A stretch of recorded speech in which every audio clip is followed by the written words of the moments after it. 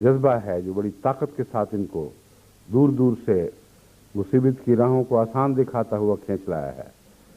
یہ حضرت مسیح موعود علیہ السلام کا عشق ہی ہے جو در حقیقت حضرت محمد مصطفیٰ صلی اللہ علیہ وآلہ وسلم کے حسن اخلاق سے مزین ہو کر اس زمانے کے لیے چمکے تھے، اور یہ وہی شمع ہے جس نے تمام دنیا میں ایک ہنگامہ برپا کر دیا۔ دور دور سے عاشق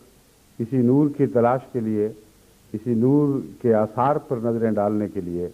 مختلف جگہوں سے اس مرکز میں اکٹھے ہوتے ہیں۔ لیکن ایک اور جگہ بھی ہے جہاں اس وقت لوگ جمع ہیں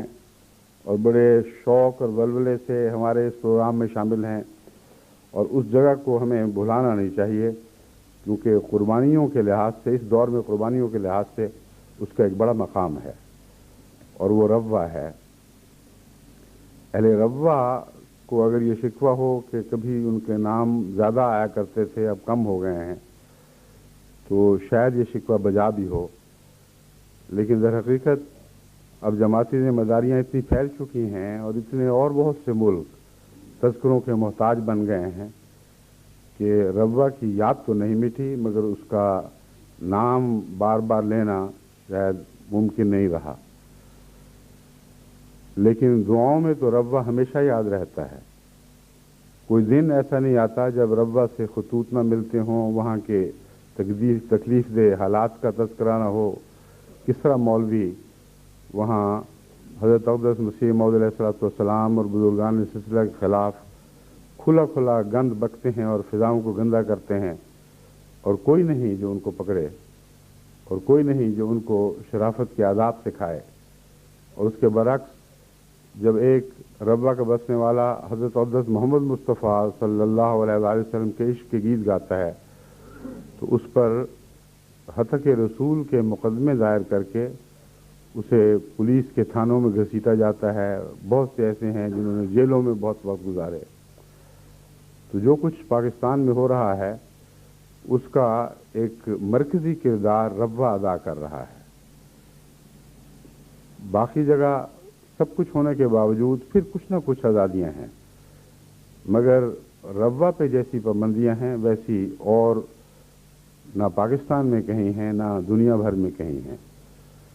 یہاں تک کہ چھوٹے بچے جو صبح کو تہجد کے وقت نمازوں کے لیے لوگوں کو جگانے کے لیے درود بڑھتے جا رہے تھے، صلی علی نبینا صلی علی محمد ان کے گیت گا رہے تھے، ان کے خلاف بھی مقدمے درج ہوئے، ان کو بھی گھسیٹا گیا پولیس میں۔ تو ربوہ بھی تو ایک شہر ہے جہاں اس وقت لوگ ذوق در ذوق اس جلسے میں شمولیت کے لیے اکٹھے ہوئے ہیں، اور وہاں فاصلے تھوڑے ہیں، لیکن ہر وقت دشمن کی مخبریوں کا خطرہ، ہر وقت یہ خطرہ کہ کسی وقت کوئی مولوی اٹھ کر پولیس میں رپورٹ درج کرائے کہ یہ بڑی بھاری پاکستان کے خلاف سازش کرنے کے لیے فلاں ٹیلی ویژن یا ریڈیو سینٹر کے سامنے اکٹھے ہوئے تھے، تو دیکھتے دیکھتے پولیس آئے گی اور ان کے خلاف مقدمے کی کارروائی شروع کرے گی۔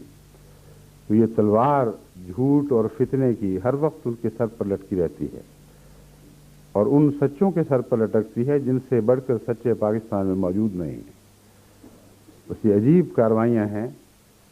خرد کا نام جنوں رکھ چکے ہیں یہ لوگ، اور جنوں کا خرد رکھ چکے ہیں۔ ربوہ میں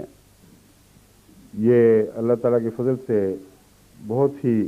صحت مند رجحان ایک دفعہ پھر شروع ہو چکا ہے کہ جب بھی خطبہ ہو یا جمعہ ہو یہاں یا کوئی اہم جلسہ ہو تو سارے ربوہ کی گلیاں بازار بالکل خالی ہو جاتے ہیں، اور ٹیلی ویژن کے گرد جس طرح برسات میں شمع کے گرد پروانے اکٹھے ہوتے ہیں، اس طرح سب اہل ربوہ بڑے خلوص کے ساتھ، بڑے چھوٹے مرد اور عورتیں ان مراکز کے گرد اکٹھے ہو جاتے ہیں۔ اور اللہ تعالیٰ کے فضل سے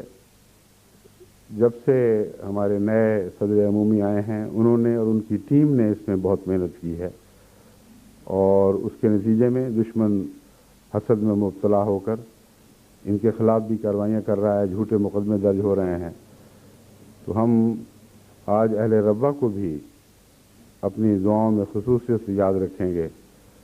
اور اہل پاکستان کو بھی عموماً سندھ اور لاڑکانے کا پہلے میں ذکر کر چکا ہوں، اور کراچی بھی ہے، وہ بھی اسی طرح اس مخالف موسم سے لڑ رہا ہے اور بڑی بہادری سے لڑ رہا ہے۔ جہاں تک موسم سے لڑ کر اپنی زندگی کو برقرار رکھنے کا خیال ہے، اس سلسلے میں چودھری محمد علی صاحب کا ایک شعر جو شاید میں پہلے بھی ایک دفعہ بیان کر چکا ہوں، مجھے بہت پسند ہے، اور وہ یہ شعر ہے کہ وہ ایک بزرگ شجر لڑ رہا تھا موسم سے، وہ ایک بزرگ شجر لڑ رہا تھا موسم سے کہ پھول نہ تھا اسے برگبار دینا تھا۔ اس شعر کو تو میں حضرت اقدس مسیح موعود علیہ السلام پر چسپاں کرتا ہوں، کیونکہ اس زمانے میں اسلام کو اثر نو زندہ کرنے کے لیے، اسلام کے شجر کو نئی تازگی عطا کرنے کے لیے حضرت مسیح موعود علیہ السلام ہی وہ پودا ہیں جن کو خدا نے اپنے ہاتھ سے لگایا تھا۔ اس لیے شجر کی جو مثال حضرت مسیح موعود علیہ السلام پر بین ہی صادق آتی ہے، ویسی اور کسی انسان یا کسی وجود یا کسی جماعت پر صادق نہیں آ سکتی۔